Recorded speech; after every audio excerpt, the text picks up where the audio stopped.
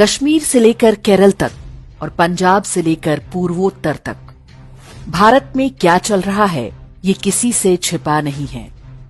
अयोध्या में राम मंदिर बन गया, काशी और मथुरा की लड़ाई जारी है, धारा 370 हट गई, समान नागरिक कानून की बात हो रही है।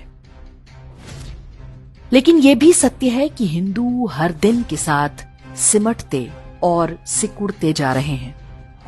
अपने पास पड़ोस में हो रहे जनसांख्यिकीय परिवर्तन अर्थात डेमोग्राफिक चेंज से आप भी अनजान नहीं होंगे। कोई भी सामान्य व्यक्ति आने वाले संकट को देख सकता है। फ्रांसीसी दार्शनिक ऑगस्ट कॉम्टे का कथन है, डेमोग्राफी इज डेस्टिनी। जिस उत्तराखंड को हम देवभूमि समझते रहे, वहां कब मजहब विशेष बहुल क्षेत्र बस गए पता ही नहीं चला। उत्तराखंड तो केवल एक उदाहरण है। हम ये भी देख सकते हैं कि हमारे ही वोटों से चुनी सरकारें, न्यायपालिका और पूरा शासन तंत्र इस भावी संकट को लेकर भयानक रूप से उदासीन है। बहुत दबाव पड़ा तो थोड़ा बहुत काम हो जाता है। समस्या की जड़ पर अब भी कोई वार करने को तैयार नहीं है। जो भी हो रहा है उससे संकट 5-10 साल टल अवश्य सकता है, लेकिन हल नहीं होगा। जो हिंदुत्व के नाम पर चुने गए हैं उन्हें भी पता है कि हिंदुओं के पास कोई विकल्प नहीं है। ऊपर से संवैधानिक व्यवस्थाएं हैं जो सुनिश्चित करती हैं कि जो भी सरकार बने वो सेक्युलरिज्म की रक्षा के लिए हिंदुओं को दबाए और अन्य मजहबों का तृप्तिकरण करे। तो ऐसी स्थिति में एक सामान्य हिंदू के रूप में हम क्या कर सकते हैं? छोटा परिवार सुखी परिवार के सरकारी झांसे में ना रहे। बड़ा परिवार दुखी परिवार नहीं होता। कोविड में हम सब ने ये देखा है कि परिवार का ही सहारा था। स्वयं नहीं कर सकते तो कम से कम उन लोगों का उत्साहवर्धन और आर्थिक सहायता करें जिनके 2 से अधिक बच्चे हैं। अपने बच्चों को विदेश भेजने की होड़ में ना पड़े। भारत का भविष्य तभी है जब नई पीढ़ी के प्रतिभावान लोग देश में ही रहें। इसमें कोई संदेह नहीं कि नरेंद्र मोदी सरकार ने भारत में अपार आर्थिक संभावनाएं पैदा की हैं। भारत में रहने का ये सर्वश्रेष्ठ समय है।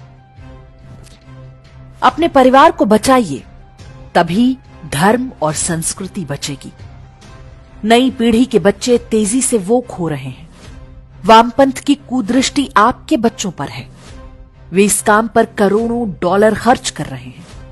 बच्चों को बचपन से ही धर्म और संस्कार की शिक्षा दीजिए, अन्यथा वे एक दिन आपके भी किसी काम के नहीं रहेंगे। घर में अंग्रेजी में बात न करें। बच्चों को अपनी मातृभाषा में बोलने के लिए प्रोत्साहित करें।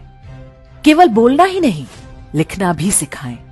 हो सके तो संस्कृत और किसी एक और भारतीय भाषा की शिक्षा बच्चों को होनी चाहिए।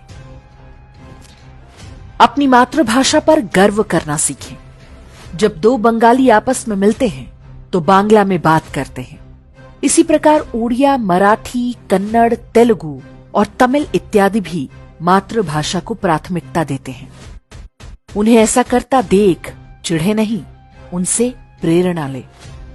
भाषा बचेगी तभी संस्कृति भी सुरक्षित रहेगी। घर में रामायण और गीता की एक प्रति अवश्य रखें। बच्चों को जन्मदिन इत्यादि पर इन्हें उपहार में दें।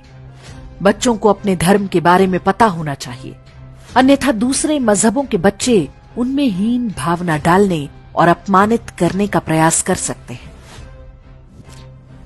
घर में हिंदू पंचांग को कहीं न कहीं अवश्य लगाएं। बच्चों को पता होना चाहिए कि ये हमारा पारंपरिक कैलेंडर है, जिसके आधार पर हमारे पर्व और त्योहार तय होते हैं। बच्चों को बताएं कि वे हिंदू हैं, ये देश उनकी मातृभूमि है। एक आयु में उन्हें यह भी पता होना चाहिए कि उनकी जाति और गोत्र क्या है। हिंदुओं की हर जाति में महापुरुषों ने जन्म लिया है। कोई छोटा या बड़ा नहीं। जाति नहीं बल्कि जातीय भेदभाव बुरी चीज है। इस बारे में हमारे वीडियो का लिंक डिस्क्रिप्शन और कमेंट में देख सकते हैं।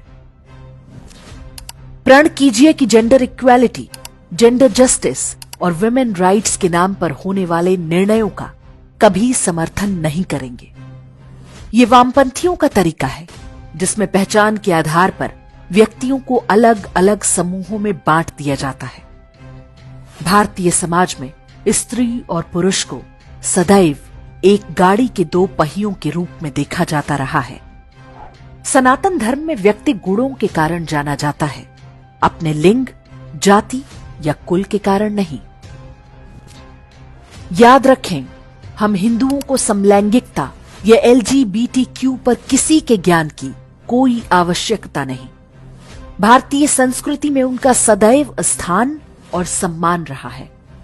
समस्या उन मजहबों के साथ है जो उनकी हत्या का आदेश देते हैं। अपने जनप्रतिनिधियों से पूछें कि सरकार हिंदू मंदिरों पर अपना नियंत्रण कब छोड़ रही है।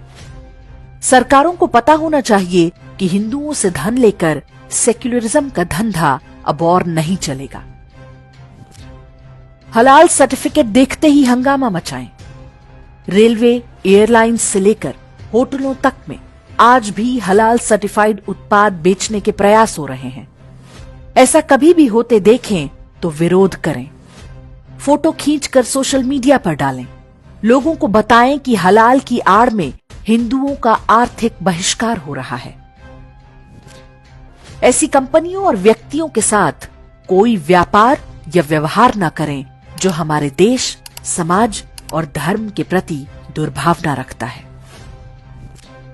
अपनी आय का एक हिस्सा अपनी पसंद की किसी धर्मार्थ संस्था को दान करें या सीधे किसी निर्धन हिंदू की सहायता करें।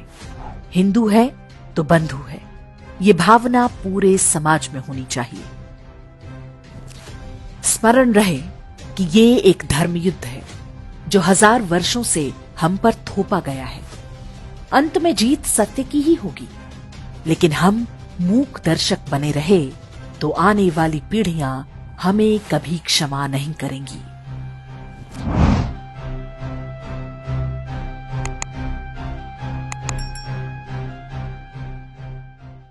इंडेक्स ऑनलाइन के वीडियो समाज को समर्पित हैं। आप इनको डाउनलोड करके जैसे चाहे वैसे प्रयोग कर सकते हैं। चाहे तो आप हमारे टेलीग्राम चैनल से जुड़ सकते हैं, वहां सारे नए पुराने वीडियो आपको मिल जाएंगे। हमारे सोशल मीडिया लिंक हर वीडियो के डिस्क्रिप्शन में होते हैं। हमारा एकमात्र उद्देश्य हिंदू समाज को जागृत और एकजुट करना है। इसमें सहभागी बने। धन्यवाद।